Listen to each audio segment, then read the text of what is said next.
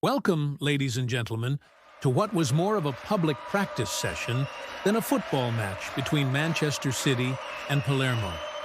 Last night, somewhere in the world, these two teams met for a game where the outcome was never in doubt. On one side, we had the newly rich giants of Manchester City, and on the other, Palermo, a team that probably had a sleepless night of fear. Let's see how the big boys generously played with the little guys. In the first 25 minutes, Man City were like a chef cooking a grand feast, but kept forgetting the salt. Shots kept coming from Holland, Bob. The ball went everywhere but the net. Palermo huddled up, occasionally counterattacking just to give City a little jump scare. While his players kept shooting birds instead of shooting goals, Coach Pep Guardiola paced the sideline like a dad waiting for his kid to finish a math test without a calculator. Arms flailing, muttering rapid-fire Spanish, probably something like, "Not like that, the round thing over there."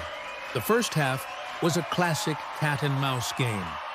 Man City controlled the ball with ease, while Palermo chased it like they were chasing a dream.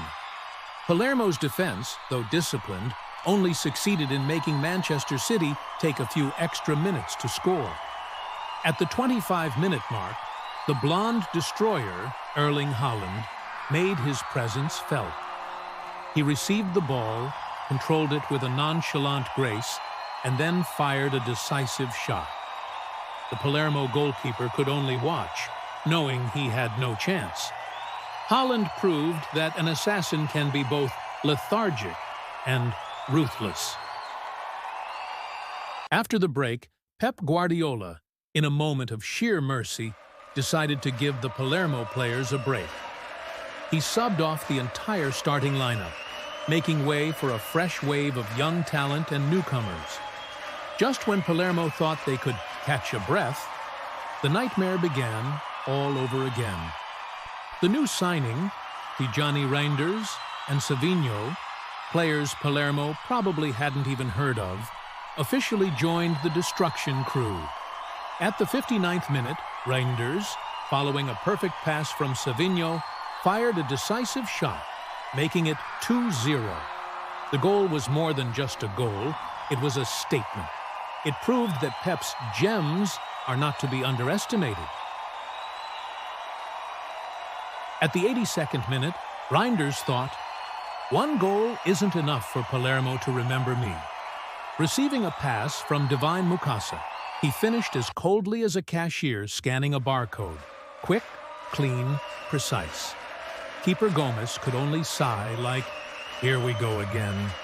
City fans jumped like they just won the lottery, while Palermo supporters sat in silence, occasionally clapping just to comfort their keeper.